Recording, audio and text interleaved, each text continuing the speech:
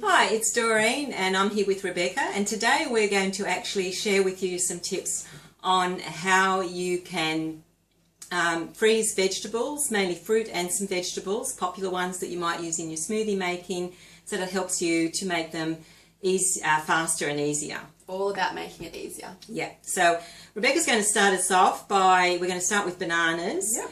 Which are really popular ingredient to use in your smoothies, and she's going to start and tell us a little bit about how to start preparing those. Yes, so it's really pretty simple. The first thing we just want to cover is the type of banana, and by that we mean how ripe the banana is, rather than any sort of variety. So we can see these ones here are a lot more yellow. You might not be able to see from the video, but they're a little bit firm, and we can tell that they're a little bit underripe. They're not ideal for the freezing. What we're looking at is something that's a little bit further on. It doesn't have to be necessarily this brown, but when you start seeing the spots come up, you can feel that it's getting a bit soft, it's a bit more fragrant. Yeah. And it's at the stage that if you left it too long, it would start to spoil. So it's the perfect stage for freezing.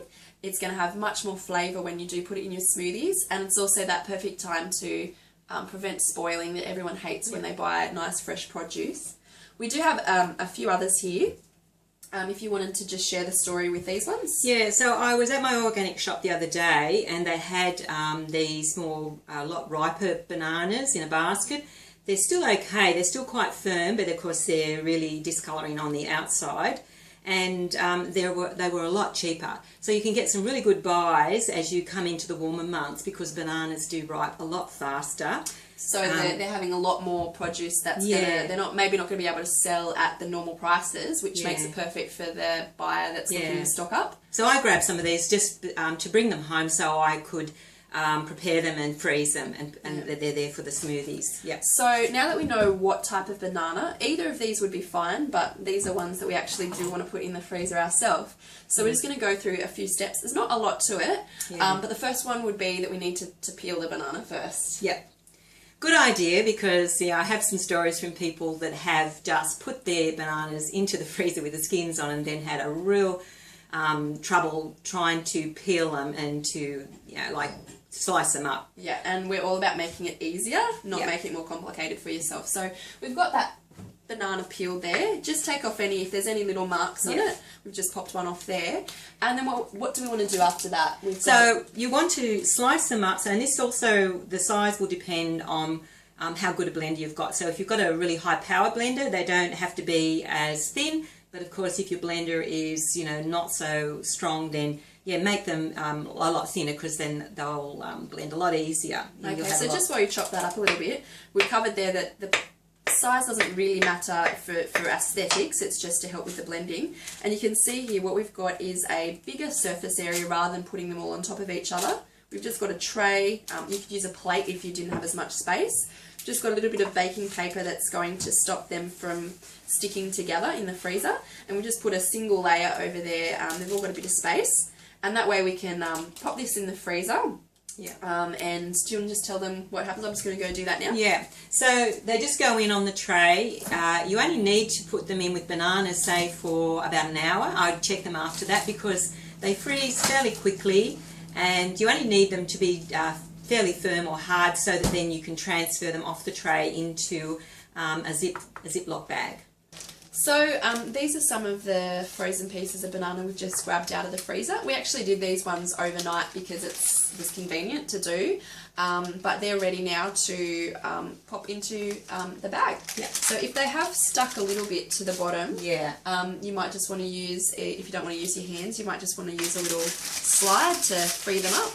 Yeah. And that baking paper has made that nice and easy to do. Just get them loose, and then we're ready to pop them in a bag. If you want to use your hands, no problem. We're just going to use some tongs here. You'll see pretty much once they're frozen. Can I suggest there's an easier way? If you hold that, or if you want to just lift that up, then you can just funnel it into the bag. Once you've loosened them, they should be a lot easier. So if you've got a helper, that might be the way to do it. Otherwise, and if it's for yourself too and you don't mind, you can just use your hands as well. Just get a little bit sticky in the process, but that's all fine. So we just, I want to just, force as much as the air, and seal it up then, just make sure you've got most of the air out. and then seal it up, and then it can go into the fridge. Yes, into the freezer, sorry.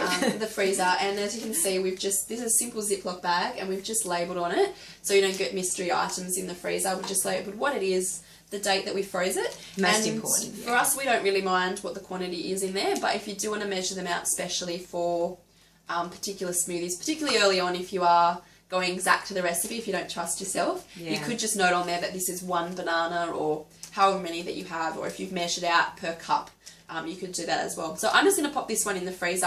Do you want to get started on our next ingredient? Right, so the next ingredient we're going to look at is spinach, a leafy green, which is another popular one to use, particularly for beginners in smoothies.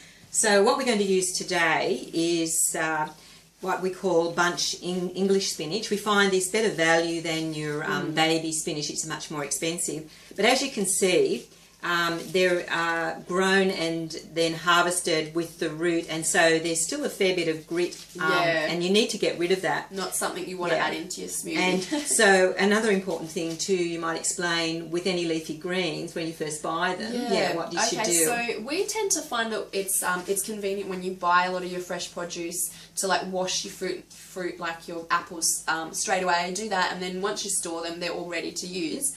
With our leafy greens, it's a little bit different because they are a little bit softer.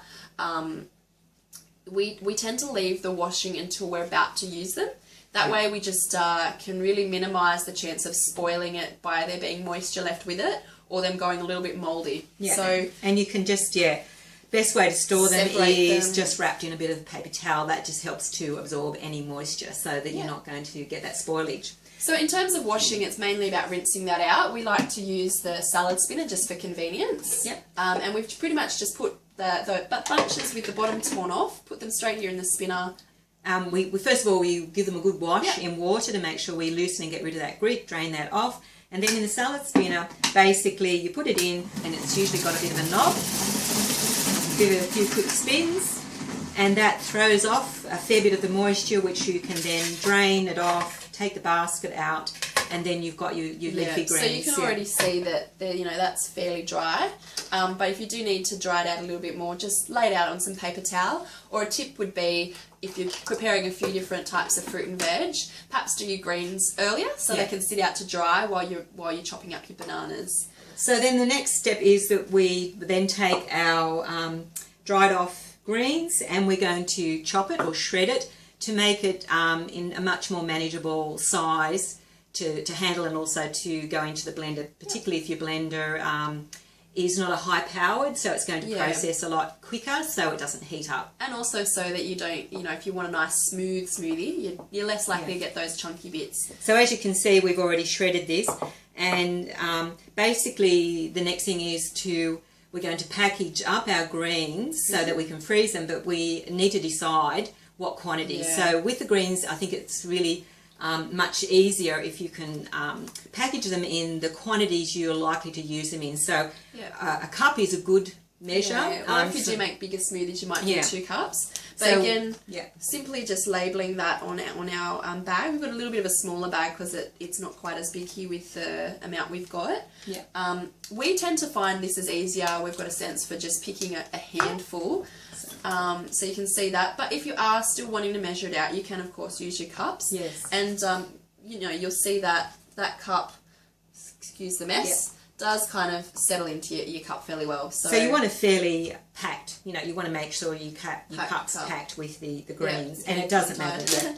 And then we would just put that, we'll do this properly later, but you can see that we would just put in we'll just do a small amount, and you can just demonstrate the technique you use there for getting the air out again. So you want to put your into your container, your Ziploc bag, sorry, and then basically you want to get as much of the air as possible. So it doesn't matter because you're going to use it in your smoothie, so you just flatten it right out, and you just force the air out towards the Ziploc seal, and just make sure it seals, and then it's a nice flat package which you can then stack them in your freezer. And again, making sure you've got your date, and then you can just pull it out when you're ready to use. And you can see that's one that we put in, I'd say yesterday, but it was actually early hours this morning. So you can see there It's just gone firm from going in there. Because we had all the air out, we haven't got any crystallised bits, which is what we want to avoid. And then that's ready for us to use in our smoothies at our leisure. So another tip just to add there too is fruits usually can freeze a lot longer, up to 3 months or a bit more. With the greens, we find it's much easier and much better for the nutritional value is to actually use them within the month or in a few weeks. You know, don't leave them in the freezer, you know, forever, because they're going to really just start to lose some of their nutrients. So yeah, that's something we can talk about in another time. But your prep days are handy, and if you did that, you could just really have them for a week or a couple of weeks in advance, and that would still be time saving in that regard. So I think we've covered everything. So that's it. That's how there's some really good tips there on what to do, and we hope you go and use them for yourself. You try them out, and of course, give us your comments and some feedback on how you went, and also make sure you share our video with your friends and family. And so that's... no, it's not. Just one thing. Oh, okay. You're probably wondering, this is all well and good, but you might be new to smoothies and not really sure what to blend together. So in our next video, we're actually going to show you a simple beginner smoothie that you can use frozen ingredients for, including the spinach and banana that we've done today. Yeah, so that wraps it up. Yeah. Do we want to... I think we've covered everything. We don't need to go over anything more. No, I guess few quick points, summary of what we've covered. We've gone over how to prepare a fruit and a leafy green for freezing, and the reason we're doing this is to help make our smoothies easier part of our day-to-day life by making it quick and easy to do in the morning, because we all know that when we're time poor, we often make less wise food decisions. It's easy to make excuses. You've decided to do smoothies, it's a good thing for your health, and this is just going to help you that one extra step. Okay, so that's it for today. So until next time, have a great day.